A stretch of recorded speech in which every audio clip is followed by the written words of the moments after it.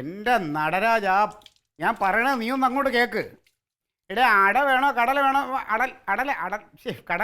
കടല വേണ്ട, അടപ്പായസം മതി.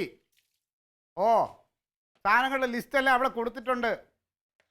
ഓ, ഇത് വലിയ കഷ്ടമാണല്ലേ നിൻ്റെ അടുത്ത് ഞാനിത് പറഞ്ഞത്. ഓ ഓ ഓ, നമുക്ക് ഇവിടെ തന്നെ വീട്ടിൽ. ആ, ശരി ശരി ശരി. ഓ, സമയത്തൊക്കെ വയ്ക്കും. നീ എത്തണേ, കാര്യങ്ങൾ കൃത്യമായിട്ട് നോക്കണേ. ആയിക്കോട്ടെ, ശരി. ഓ, ഇവനെയൊക്കെ ഓരോ കാര്യം ഏൽപ്പിച്ചാ തോൽവിയാ തോൽവി. പായസം ഉണ്ടാക്കിണ്ടല്ലേ? പായസം വയ്ക്കണം. അയാളെ മരിച്ചിട്ട് എത്ര ആളായി? അയാളോ?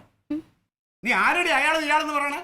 വേങ്കമല തങ്കപ്പ സാർ എന്ന് പറഞ്ഞാൽ രാഷ്ട്രീയത്തിലേക്ക് എന്നെ കൊണ്ടുവന്ന ആളാണ്. എന്റെ രാഷ്ട്രീയ ഗുരുവാണ്. എന്റെ രാഷ്ട്രീയത്തിൽ എന്റെ പിതാവാണ്. ഇയാളെന്നൊന്നും വിളിക്കരുത്. എന്റെ പിതാവല്ലോ. നിന്റെ പിതാവല്ല, സ്വന്തം അഭിന്ദാരം പോലെ അല്ല അയാൾ. സമൂഹത്തിൽ വില നിലയുള്ള ഒരാളാണ്. നീ പൊടി കളിക്കാതെ. തങ്കപ്പ സാർ എന്ന് പറഞ്ഞാൽ എനിക്ക് രാഷ്ട്രീയത്തിൽ ഇറങ്ങുന്ന സമയം സാറിന്റെ കൈപിടിച്ച് എന്നെ രാഷ്ട്രീയത്തിൽ എല്ലാ മുക്കിലും മൂലയിലും കൊണ്ടുപോകുമ്പോഴും സാറ് പറയാറുണ്ടായിരുന്നു, നിനക്ക് പിറക്കാതെ പോയ അച്ഛനാണ് ഞാൻ ക്ലീറ്റോ. അങ്ങനെയുള്ള സാറിന് നീ ഇയാളെന്നൊക്കെ പറഞ്ഞാൽ എനിക്ക് സഹിക്കൂല. എന്നിട്ട് എന്താ പരിപാടി? പായസം വെക്കുന്നുണ്ട് സാറിന്റെ ഓർമ്മയ്ക്കായിട്ട്. ആ ഉരുളിയൊക്കെ എടുത്ത് കഴുകി വെക്കണം. ഇവിടത്തെ ഉരുളിയോ? പിന്നെ വല്ലവരുടെ ഉരുളിയിൽ പായസം വെക്കാൻ? ആ, വല്ലവന്റെ ഉരുളിയിൽ വെച്ചാൽ മതി. ഞാൻ എന്റെ ഉരുളിയൊന്നും തരുമൊന്നുമില്ല. നിന്റെ ഉരുളി നിന്റെ പേരെഴുതി വെച്ചിട്ടുണ്ടാവില്ല? ആ, എന്റെ അച്ഛൻ തന്നതാ.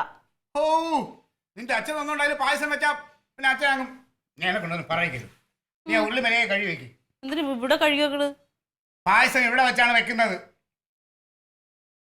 നിന്ന് തിരിയാൻ നേരമില്ല ക്ലീറ്റ്. എന്നെ കൊണ്ട് പറ്റൂല ഇനി ഇതും പായസം കൂടി ഉണ്ടാക്കാൻ. നീ വെക്കണ്ട, പായസം ഞങ്ങൾ വെച്ചോളാം. അത് മേടിച്ചിട്ടാണല്ലേ ഉരുളി തരാത്തത്. നീ വെക്കണ്ട. നീ വെച്ചാ വായി വെച്ച് തിന്നാൻ കൊള്ളാം. പിന്നെ നിങ്ങൾ ഇത്ര നേരം ഞാൻ ഉണ്ടാക്കിയത്? ഓ, അതൊക്കെ നിവർത്തിയോണ്ട് തിന്നണതാ. പായസം നടരാജൻ വെക്കും. അതിന്റെ സംഭവങ്ങളെല്ലാം നടരാജൻ നേരെ പോയി നടക്കാനും കൂടി അറിയാൻ പാടില്ല. പിന്നെ പായസം വെക്കാൻ അവൻ ഇന്നാണ് നമ്മുടെ ഗോപാലകൃഷ്ണ സാറിന്റെ വീട്ടിൽ പായസം വെച്ച് അവിടെ എന്ത് ഗംഭീര പായസം എന്ന് അറിയാമോ? എല്ലാരും നല്ല അഭിപ്രായം പറയാം. അതുകൊണ്ടല്ലേ എനിക്ക് 2 മതി. 6 നിർത്താത്ത ആള് ഇന്ന് ഒരിക്കലാന്ന് 2 മതി. ഒരിക്കലും എന്തിനെന്ന്? സാറിന്റെ ചരമവാർഷികമല്ലേ, അപ്പൊ ഞാൻ സാറിന് വേണ്ടി എന്തെങ്കിലും ചെയ്തില്ലെങ്കിലേ. ഒരിക്കലും അരിഹാരം തിന്നാൻ പാടില്ല. എടി, അത് നിങ്ങളുടെ ഒരിക്കലിന്, ഞങ്ങളുടെ ഒരിക്കലിനെന്ന് പറഞ്ഞാൽ അങ്ങനെയല്ല. ഒരു നേരം കാപ്പി, ഒരു നേരം ഊണ്, ഒരു നേരം ചായയും കടിയും, ഒരു നേരം അത്താഴം. ഇടയ്ക്കുള്ള ആഹാരമില്ല. അങ്ങനെയാണല്ലേ? ഞാനൊക്കെ ഒരുപാട് തെറ്റിദ്ധരിച്ചായിരുന്നു. നീ ഇല്ലേലും നിന്റെ ചിന്തകൾ അങ്ങനെയല്ലല്ലോ. പോയി ചത്തോടെ ക്ലീറ്റ്. പൊട്ട പാർട്ടിയും പൊട്ട തീരുമാനം. കൂടുതൽ വിളമ്പല്ലേ? നീ ഇന്ന് ഇവിടെ നിൽക്കുന്നത് എന്റെ ഔദാര്യം കൊണ്ടാണ്. അയ്യോ, അത് മറക്കണ്ട. നിന്റെ സ്ഥാനത്ത് വേറെ സുന്ദരി കുട്ടി ഇവിടെ നിൽക്കേണ്ടതാണ്, അരുണാഭ തങ്കച്ചി. അതാരും അരുണാഭ തങ്കച്ചി? ഞാൻ കേട്ടിട്ടില്ലല്ലോ ഇതുവരെ അങ്ങനെ ഒരു കഥാപാത്രം. തങ്കപ്പ സാറിന്റെ ഇളയ മോള് എന്ത് സുന്ദരിയാന്നറിയാമോ? ഞാൻ ആ സാറിന്റെ വീട്ടിൽ ചെല്ലുമ്പോ എനിക്ക് അവള് നൂൽപുട്ടും സ്റ്റൂ ഒക്കെ ഉണ്ടാക്കി തരും. അതൊക്കെ കഴിച്ച് ആ നാവും കൂടെ ഇറങ്ങി പോണ പോലെ തോന്നും.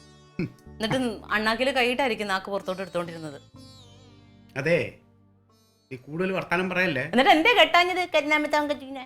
കെട്ടിയനെ, പക്ഷെ എങ്ങനെ കർത്താവ് വിധി ഇങ്ങനെ ഒന്ന് കിടക്കല്ലേ? പാങ്ങോട് ദേശത്തെ പട്ടാളക്കാരൻ ഹവീൽദാരുടെ മോൾ ഇങ്ങനെ ഒരെണ്ണത്തിനെ ഒരുക്കി വെച്ചിരിക്കുന്നു എന്റെ തലയിൽ. എപ്പോ തോന്നി എന്താ കർത്താവ് എനിക്ക് ഈ ഒരു... ഞാൻ ആയതുകൊണ്ട് നിങ്ങൾ 4 നേരം ഭക്ഷണം കഴിച്ച് കിടക്കുന്നുണ്ട്. വേറെ വല്ല പെണ്ണുങ്ങളായിരുന്നെങ്കിലേ ചുരുട്ടിക്കുട്ടി പായ എടുത്തിട്ട് നിങ്ങളെ വല്ല പുഴയിലും കൊണ്ട് താത്തിയനെ. നീ അതും ചെയ്യും എനിക്കറിയാം. ചെയ്യടി, നീ ഒന്ന് ചെയ്യും. പക്ഷെ നിങ്ങളുടെ 150 കിലോ തടി എടുത്ത് പൊക്കാനുള്ള ആരോഗ്യം എനിക്കുണ്ടോ? ഒത്ത ഒരാളെ കിട്ടിയിട്ടുണ്ടെങ്കിൽ അന്ന് രാത്രി നിങ്ങളെ ഞാൻ പായ ചുരുട്ടി കരമനാറ്റി കൊണ്ടുവന്ന് താത്തും. അവിടെ കിടന്ന് നിങ്ങൾ ഈ തടിയും വെച്ച് നീന്തും. തിന്നട്ടോ നിങ്ങള്. അപ്പൊ ഇനി ഉറക്കത്തിൽ ഇത്തിരി ജാഗ്രത വേണം. ഇവള് ചിലപ്പോ അതും ചെയ്യും. എടുത്തോണ്ട് പോയാ